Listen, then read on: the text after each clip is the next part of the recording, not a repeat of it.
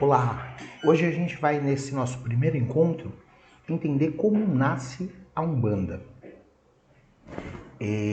Vamos começar pelos registros históricos, né?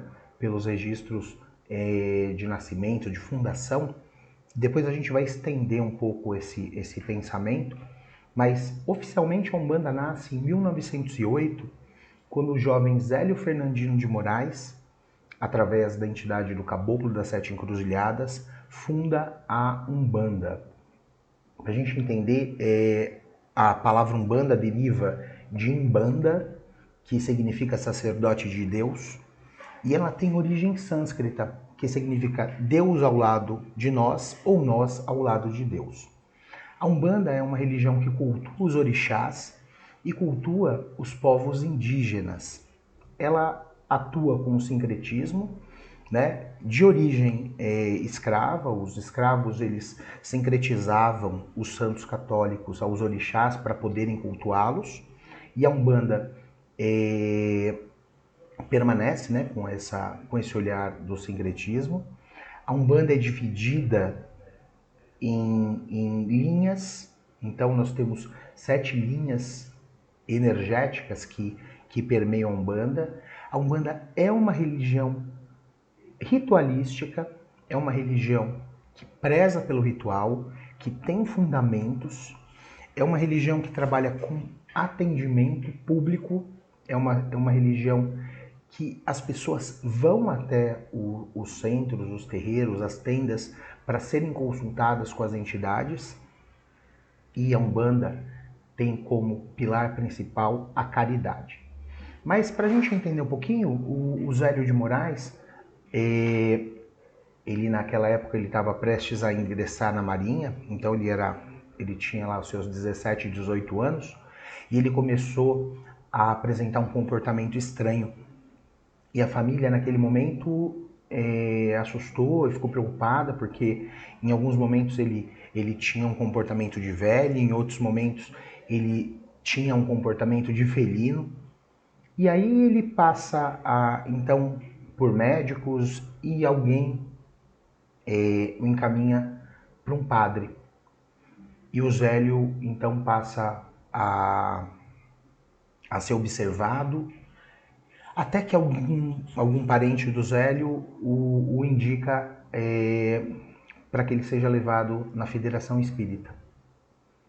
O Zélio então vai nessa reunião da Federação Espírita de Niterói, e quando ele chega lá, ele incorpora um índio. E esse índio é meio que proibido, né, de trabalhar. De alguma maneira,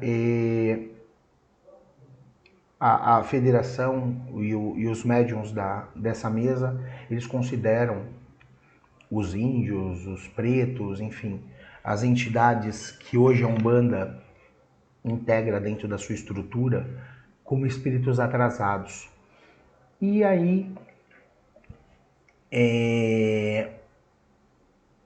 o Zélio, né, trazendo o Caboclo das Sete Encruzilhadas, que era esse índio, ele diz, né, que se repelem à presença desses espíritos, né, ele se indigna com aquela situação, e ele questiona se aquilo é por causa da origem social, se aquilo é por causa da cor. E aí, a partir daquele dia, ele diz que vai fundar uma religião que vai integrar todos esses excluídos. Na sequência, ele se apresenta como um padre, que se apresenta como Gabriel Malagrida, que foi um padre acusado de bruxaria, enfim, foi sacrificado na Santa Inquisição numa fogueira, mas que tinha a última veste a vida de um índio, de um caboclo brasileiro. E aí ele diz, né, se julgam atrasados os espíritos dos negros e dos índios, devo dizer que amanhã, na casa desse aparelho, vou dar início a um culto em que esses negros e esses índios poderão dar a sua mensagem e assim cumprir a sua missão que o plano espiritual lhe confiou. Será uma religião que falará para os humildes, simbolizando a igualdade que deve existir entre todos os irmãos encarnados e desencarnados. Aqui tem uma mensagem muito importante: igualdade entre os encarnados e desencarnados. E se querem saber meu nome, Caboclo das Sete Encruzilhadas, porque não haverá caminho fechado para mim. E aí então no dia seguinte, na casa do Zélio, na rua Floriano Peixoto, número 30, no bairro das Neves, foram vários membros da Federação Espírita, foram várias pessoas presenciar o nascimento da Umbanda. E novamente, o Caboclo das Sete Encruzilhadas declara que todos os espíritos incluídos poderiam trabalhar, né, com auxílio para a estrutura energética que nascia ali, podendo então auxiliar aos irmãos encarnados, não importando a cor, a raça, a posição social. E ali então, no dia 16 de novembro, dá-se a primeira reunião, e ali é chamado a tenda Nossa Senhora da Piedade, que é a tenda inicial da Umbanda. O espírito então do Caboclo das Sete Encruzilhadas estabelece a prática da caridade como fundamento principal da religião, e ali então a religião começa a se expandir. Foram fundadas ali nos primeiros 10 anos mais 10 tendas. Então até a morte do seu Zélio em 1975 já existiam mais de 10 mil casas de Umbanda. E aí a gente consegue começar a entender, né, que esse foi um start administrativo da religião. Nós já tínhamos manifestações de incorporação, nós já conhecíamos, já existem registros de incorporação, de manifestação espiritual, de trabalhos espirituais. A própria macumba no Rio de Janeiro, diversas outras religiões que trabalhavam com a incorporação. Uma linha do candomblé muito forte já permitia e integrava dentro dos seus rituais a incorporação do que o candomblé chama de egum, que tem um olhar não pejorativo, como tem dentro da Umbanda o egum, e a gente vai ver isso um pouco mais para frente. Mas a gente começa a ver estruturalmente nascendo uma religião, né, que oficializa, na verdade, a função do seu Zélio foi oficializar a religião. Uma religião de matriz africana, de cunho indígena, de cruzamento, né, das raízes africanas e indígenas, com uma base muito forte dentro da sua estrutura do sincretismo. Então a gente tem uma linha da Umbanda e que se apresenta muito católica, algumas linhas um pouco mais espiritistas, kardecistas, mas a gente tem uma Umbanda nascendo com um olhar, com uma preocupação de se estruturar como religião, de se estruturar dentro do Brasil, dentro da nossa sociedade, como uma religião, e passa então a ser olhada como uma religião, né? E não só essas práticas como o candomblé e a macumba, que eram tão discriminados, assim como a Umbanda ainda é discriminada, elas passam a se fortalecer e se apoiar de alguma maneira para poder sustentar, né, dentro da nossa estrutura social como uma religião.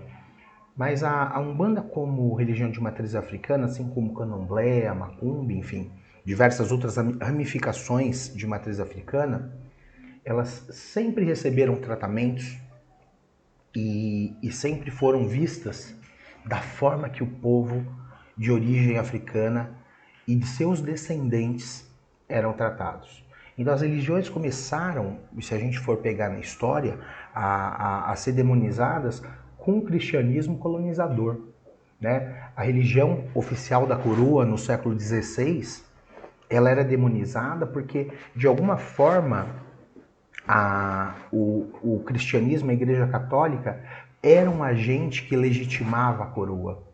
Né? Então, em nome de Deus, a Igreja legitimava a coroa colonizadora e dava, né, assim, uma sustentação em nome de Deus para que a coroa pudesse governar. Então, a gente tem aí uma hierarquia onde a igreja legitima o rei e que passa, então, a governar com a bênção. E, a partir daí, né, a própria coroa é obrigada a demonizar todos os povos e todas as religiões e todas as manifestações espirituais que não sejam aquelas promovidas pela Igreja Católica. Então, na colonização, as experiências indígenas que eram cheias, né, dentro do nosso país e que a gente, na verdade, veio num país que era habitado pelos índios, elas também foram massacradas e, de alguma forma,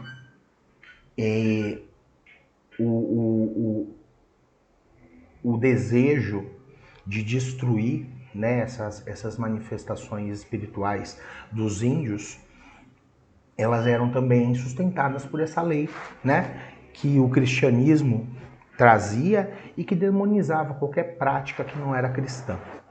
Principalmente dentro da colonização, porque a colonização ela precisava desse ok, dessa base da igreja para poder justificar suas práticas, para poder justificar, inclusive, as invasões que eles faziam nas terras que não eram deles.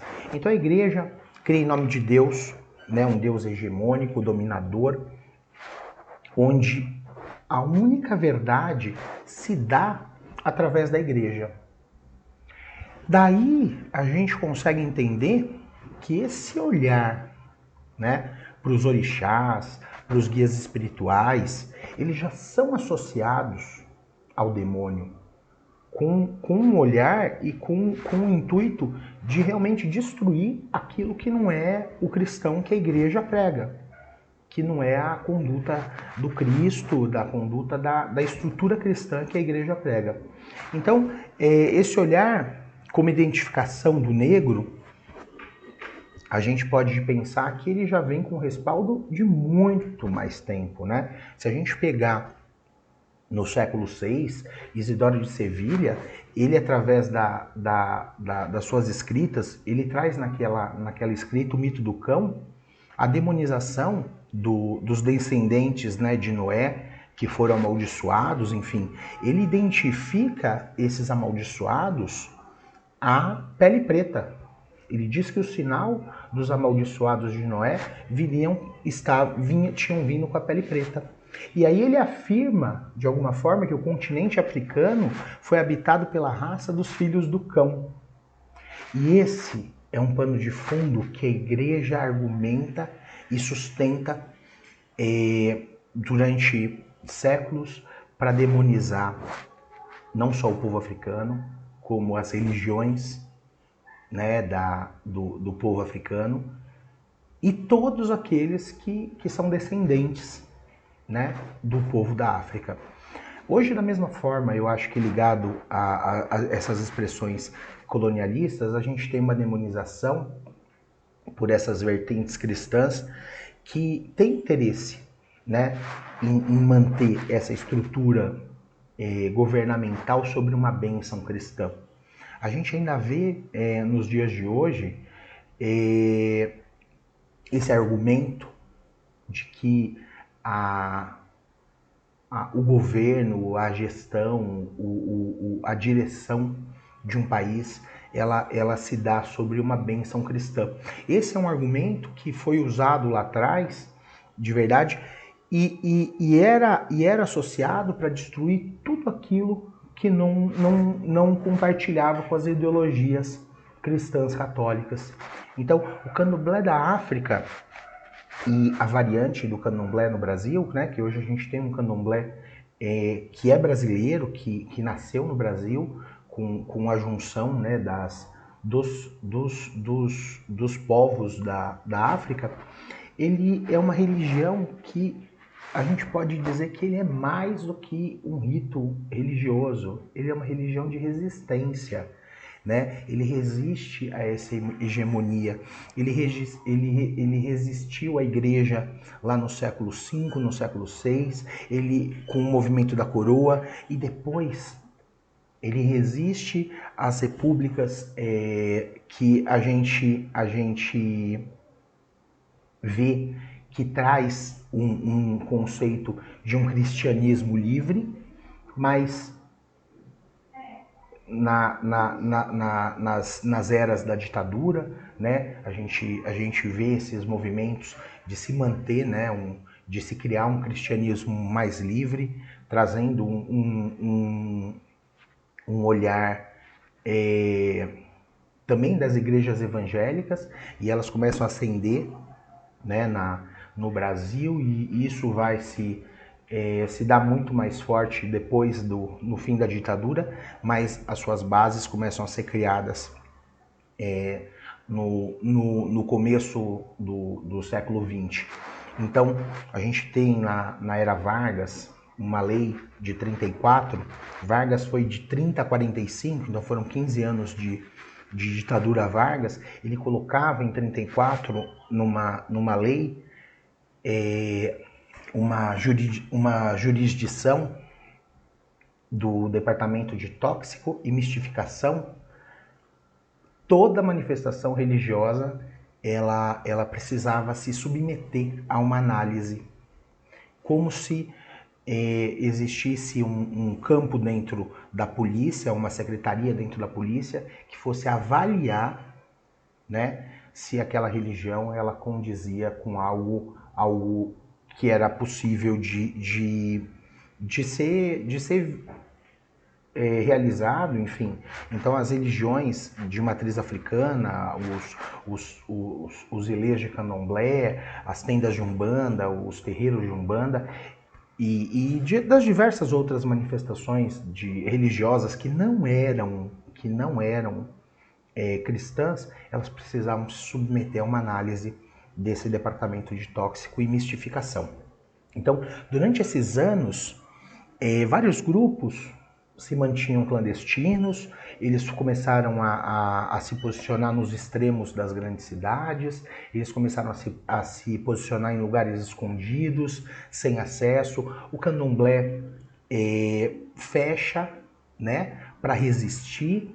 Então ele fecha a porta para o externo, mas ele se mantém vivo dentro das suas estruturas. As casas de umbanda, muitas se classificam como cristãs, muitas se posicionam como espiritistas, porque se associariam e trariam uma ideia do kardecismo, que era uma religião, né, bem aceita, porque a classe alta e era uma religião europeia, enfim. Então, por mais que existia essa demonização do espiritismo umbandista, das religiões espíritas, né, espiritualistas de matriz africana, o kardecismo ele passa a ser bem aceito, ele passa a ser um pouco engolido, porque ele traz, de alguma forma, uma postura branca, uma conduta europeia, e ele começa a ser praticado pela nata da sociedade, que de alguma forma dá uma sustentação e faz com que o kardecismo não seja atacado da forma que as religiões de matriz africana eram. Então, todo o movimento, né, naquela época que trazia o preto ou que dava um poder de fala ou de existência, né, que dava sustentação a essa base cultural trazida pelo negro, pelo preto, desde a época do colonialismo com a escravidão e que sustentava dentro dessa nossa estrutura social ainda destruidora, era demonizado, porque de alguma forma eles viam a presença e a cultura e a religiosidade do preto como uma afronta aos princípios do cristianismo. Então, a fala do preto, a fala do índio, ela sempre gera um desconforto, ela sempre gera uma estranheza, ela sempre gera uma conduta de repulsa, porque no fundo são falas de luta, são falas que buscam espaço, são falas que precisam ter espaço e ter vida, né? A gente tem uma adequação muito grande por parte da nossa base que embranqueceu a nossa religião e que buscou, nesses períodos, branquear a religião para que ela fosse mais aceita, para que ela pudesse ascender em outras classes sociais, em outros movimentos sociais. E aí, de alguma forma, essa hegemonia cristã, ela passa a ser um pouco mais tolerante com essa umbanda mais embranquecida, com essa umbanda que ascende nos bairros de classe média alta, que ascende entre algumas pessoas da alta sociedade e aí ela passa a ser integrada e aceita. A gente tem vários exemplos dentro da nossa construção e mediúnicos mesmo, de pessoas que se tornam populares e que se tornam falas, né, da religião, mas que de alguma forma não conseguem instituir a origem real da África, a origem real do índio, a fala do preto, a fala da necessidade de manter, né, a cultura viva dentro da nossa religião. Porque para ser menos destruída, boa parte dessa nossa base ela se revela ou se intitula como uma religião cristã, se intitulou. Hoje talvez exista até um movimento de compreender a nossa origem muito maior, mas isso não desqualifica. Eu acho que talvez todo esse processo tenha até sido necessário para que a religião sobrevivesse. Então o candomblé, a macumba, a umbanda, a jurema, a pagelança, as manifestações, né, de origem afro-indígena, elas vão sempre achar um ponto de resistência. Assim como elas resistiram a séculos de escravidão, assim como elas resistiram, né, às invasões europeias na África, nas Américas, a destruição, né, das terras indígenas, elas de alguma forma elas sempre vão resistir, né? Ser preto nesse país ou ter uma religião de preto é resistir a um modelo de um sistema que se embasa e que se sustenta com boa parte dele com um discurso cristão para conseguir sustentar a sua estrutura hegemônica dentro da nossa sociedade. É uma força que a gente nunca vai deixar de ter, né? Mas graças às forças raízes, né, como o candomblé, a gente consegue hoje ter vida e de alguma forma não estar tão distante das nossas referências verdadeiras, originais, que são as religiões, que são as bases africanas e indígenas. Hoje a gente falou um pouquinho de como nasceu, né, e um pouco dessa estrutura da religião no Brasil. E é muito importante que a gente tem uma consciência ampla, sem preconceitos, né? E a gente não precisa destituir a história da religião, mas também a gente não pode negar os fatos e as necessidades que a religião sofreu e em alguns momentos se adequou até para ter existência.